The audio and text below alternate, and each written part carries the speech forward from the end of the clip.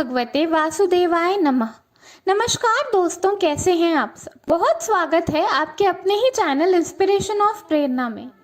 करवा चौथ की पूजा सुहागन औरतें अपने पति की लंबी उम्र के लिए सदियों से करती चली आ रही हैं। साल 2022 में करवा चौथ 13 अक्टूबर को मनाया जाएगा।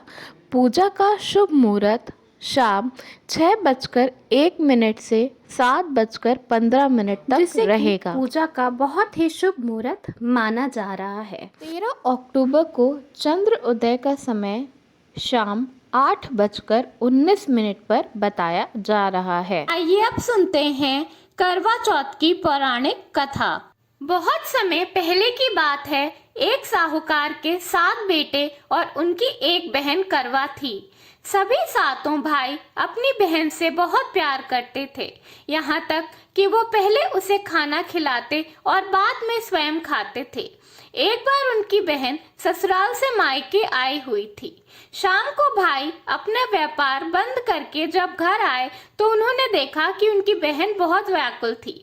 सभी भाई खाना खाने बैठे, लेकिन जब उनकी बहन साथ खाना खाने नहीं बैठी तो उन्होंने कहा कि करवा आओ खाना खा लो। तो उसने कहा कि नहीं, आज मेरा करवा चौथ का निराजल व्रत है और खाना मैं सिर्फ चंद्रमा को देखकर और उसे अर्घ देने के बाद ही खाऊंगी, क्योंकि चंद्रमा अभी तक निकला नहीं, इसलिए वह भूखे प्यास से व्याकुल हो उठी थी। सबसे छोटे भाई को अपनी बहन की हालत नहीं देखी गई और वह दूर पीपल के पेड़ पर एक दीपक जलाकर चलनी की ओट से रख देता है।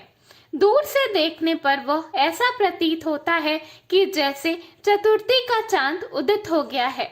इसके बाद भाई अपनी बहन को बताता है कि चांद निकल आया है, तुम उसे अर्घ देने के बाद भोजन कर सकती हो। बहन खुशी के मारे सीढ़ियों पर चढ़कर चंद्रमा को देखती है और उसे अर्घ देकर खाने बैठ जाती है। वह पहले टुकड़ा मुंह में डालती है तो उसे छींक आ जाती है। दूसरा टुकड़ा मुंह में डालती है तो उसमें एक बाल निकल आता है और तीसरा टुकड़ा मुंह में डालने की कोशिश करती है तो उसके पति की मृत्यु का समाचार आ जाता है। वो बौखला जाती है।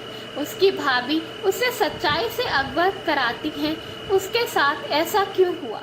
करवा चौथ का व्रत गलत तरीके से टूटने के कारण देवता उससे नाराज हो गए हैं और उन्होंने ऐसा किया है।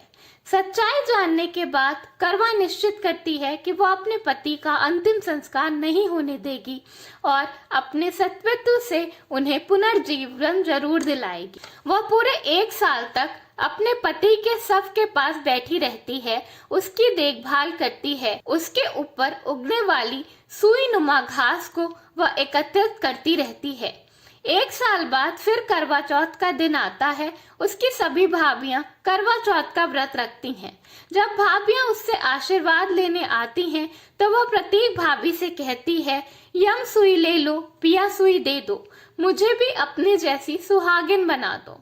ऐसा आग्रह करती है, लेकिन हर बार भाभी उसे अगली भाभी से आग्रह करने को कहकर चली जाती हैं। इस प्रकार जब 6ठे नंबर की भाभी आती हैं तो वो करवा से बोलती हैं, क्योंकि उसका व्रत सबसे छोटे भाई की वजह से ही टूटा था, तो उसके पति को केवल सबसे छोटी भाभी ही जीवित कर सकती हैं। सबसे अंत में छोटी भाभी आती हैं। करवा उनसे भी सुहागिन बनने का आग्रह करती है, लेकिन वह टाल मटोल करने लगती हैं। इसे देख करवा उन्हें जोर से पकड़ लेती है और सुहाग को जिंदा करने के लिए कहने लगती है। भाभी उसे छुड़ाने के लिए नोचती हैं, खसोटती हैं, लेकिन वो करवा नहीं छोड़ती।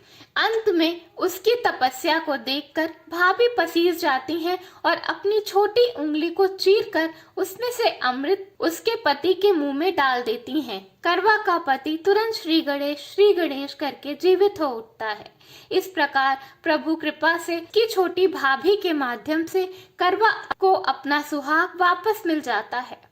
हे गणेश भगवान, हे गौरी मैया, जिस प्रकार आपने करवा को चिर सुहागन होने का वरदान मिला था, जिस प्रकार उसका सुहाग फिर से जी उठा था, वैसे ही हम सबका सुहाग सदा के लिए जीवित रहे, उन्हें खूब लंबी आयु मिले, वो व्यापार में हर जगह हर क्षेत्र में खूब तरक्की कर। माता गौरी और भगवान गणेश की जय हो।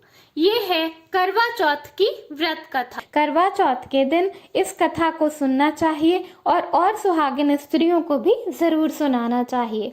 धन्यवाद। वीडियो पसंद आया हो तो लाइक जरूर करिएगा।